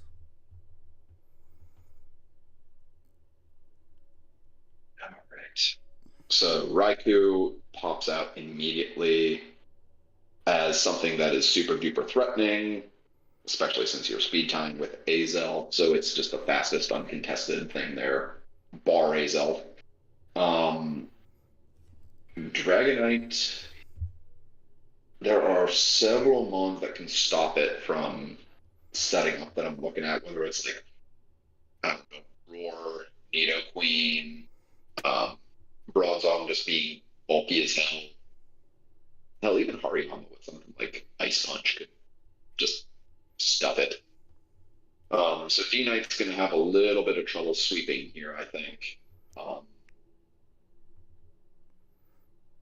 I do agree on that. Yeah. Still, Azelf looks pretty threatening, though, all things considered. I mean, Mesprit and Slowking are going to be a pain for it, but it has access to Fire Blast for something like Bronzong, very powerful and strong Psychic, or Explosion for literally anything else. Or for those two, but honestly, I think if you're Explosion or Mesprit or Nidoking, you're kind of trading down. Yeah. Yeah, sorry. Yep. Back to this You're one. fine. You're fine. What was it? I do like Tentacruel. Do I? Actually, no, I don't like Tentacruel here. No, I take that back. I didn't like it as much as I thought I did. It's not the worst thing here, but it's not great, yeah. I don't like Spiritomb either. I really don't like Spiritomb. I am the opposite. I love Spiritomb this gen. I think it's really solid for a roll compression. I think it's good for the pursuit trapping. It's got pursuit trapping for it. I mean, there's no spinner on Lance's side, so it probably doesn't have to come unless he expects like an offensive Mesprit, which, to be fair, offensive Mesprit does look pretty good if Spiritomb is benched. Yeah. I mean, just getting any kind of pursuit chip down, too. That's just a really good utility. And then Porygon Z. I don't know what Porygon Z does. It clicks normal moves. But it's fast and it's powerful. It clicks normal moves and there's a Bronzong. It's going to come in. It clicks normal moves. There's a Bronzong. But if Bronzong's not there... Well, yeah. If you chip Bronzong, Scarf looks really strong. If you chip Bronzong, Scarf looks really strong. I mean, you don't even need to use Scarf. You can just use Specs if you're brave enough. That's fair. If you aren't worried about the Raikou, that's true. Mm-hmm. And even with Specs, you can't just swing Bronzong out there and just take everything. I mean, you're probably taking 20% from a lot of that, and that's 20% is not a lot, but it's good chip. It's good chip, and then assuming you're not clicking something like Hyper Beam off of that off rip. I mean, yeah, no, Porygon Z is kind of scary actually. Yeah. You just have to answer 2 Pokemon, and then you can start clicking big buttons. Yeah, I am gonna say, I am gonna take a break from stream after this. We did 10 games. I'll probably come back for the 10 in a few hours, just so letting everyone in chat know. But let's get into this final game then for this stream, this part of the stream. We have Paul on the left, Lance on the right. Let's get into it. So we just see a PZ lead into Muck. Oh, it's running Psychic, okay. And it's not download though. Why would you? Whatever. Berkeley does a ton, and it's a special defensive Muck. In comes the Marowak and Ice Punch. It's sub. Okay. Well, I mean, yeah, I wouldn't expect the Muck to be clicking Ice Punch there either, so that makes a lot of sense. In comes the Bronzong. It's like it. And the Bronzong is faster. Okay, this is like a minus speed Marowak. He sacks the Bronzong, which I don't agree with at all. Like, you outspeed, you need to kill this thing. Like, why would you not just kill it when using your Bronzong means you lose to PZ? Well, I mean, it was really well anyway, but... Yeah, in comes a Spiritomb, so he can pursue... He can just do whatever he wants here, really. Toxic, is it like a... He is a setup set. Calm Mind almost always runs Rest on Spiritomb. So, that's just sub, and yeah, he's Rest. He's Calm Minding again. Oh, yeah. It's going to protect, but it doesn't matter. Why are you protecting? I mean, he probably is like he just wants the lefties. Okay. He's Toxic wasn't thinking about Rest probably. He gets the double, the 50% double. It's very funny. Wait, does he not have Rest? He went I mean, for he the has to triple. rest Okay, now. you had to attack there. What? Yeah. It's chest though, fair enough. I mean, usually I prefer rest lefties, I'll be honest on this thing. That's just me. Yeah, I'm just going to skip through this. Is pretty boring. Just skip through this for a while until something Hariyama comes in as we cook rest. Hariyama doesn't do everything else. It's running Foresight, which actually could. Nope, it's going to Ice Punch. It's going to do nothing. Dude, Foresight Hariyama for the Spiritomb would be nuts. I think but that would. I Whirlwind honestly, I probably would run. I think I would always run because there's nowhere good fighting resist on this team. Well, there's Tentacruel. Tentacruel does not take close combat from Hariyama very well. Yeah, no, it doesn't. Yeah, anyway, Raiko's gonna do Raiko things now. Thunderbolt comes, but Spiritomb comes back in, which I mean, I guess we'll see. Oh no, that's too good. Never mind. But he just gets fire of attack. Oh, that's a huge crit. Wow, that's unfortunate. Nice. That's all a right, big so crit. Raikou drops here. Yeah, that crit's very rough for Lance. In comes Dragonite. It's got Earthquakes. Oh, that's like a Fizz Death Hariyama, which I guess it kind of makes sense. It does have Whirlwind after all. Let's go Roost here, and that means that Roost Ice is actually set up. Oh wait, no, it can still set up on this. It's gonna be doing less than 50 with Ice Punch. I mean, if it gets a crit, obviously, or a freeze. Another crit. Yeah, that's what I meant. Yeah, you're playing with fire with the freeze. Yeah. And crit. Done. No, it wasn't even a crit. It just didn't roost that turn. It wasn't a crit. That wasn't even crit. Psychic. Oh, man. In comes Mesprit. We do a real Shadow Ball. Mesprit's good. I mean, it doesn't matter. Mesprit Toxic does not matter. It's 2-8. Ace-Up wins, probably. Yeah, no Ace-Up Queens here. Yeah, I'll just get through this. Yep. No, Psychic. Yeah, Shao. I mean, I guess you could say it would have been Shao Psychic, but who cares? You have the last 2 months. This thing can't win the end game on its own. Yeah. Especially with PZ in the back. Yeah, PZ. I mean, PZ and Spiritomb, yeah. So, pretty good win from Paul. Paul the Convincer with a convincing victory. How very funny. I don't really get some of Lance's plays. I really don't get some of what he did. I don't really get the prep that much either. But, I think we're going to call stream there for now. I will be back in a few hours for the next 10 games. Thank you, Turo, for joining me. And, chat, I will see you later. Have a great rest of your day. I'll be back in a few hours.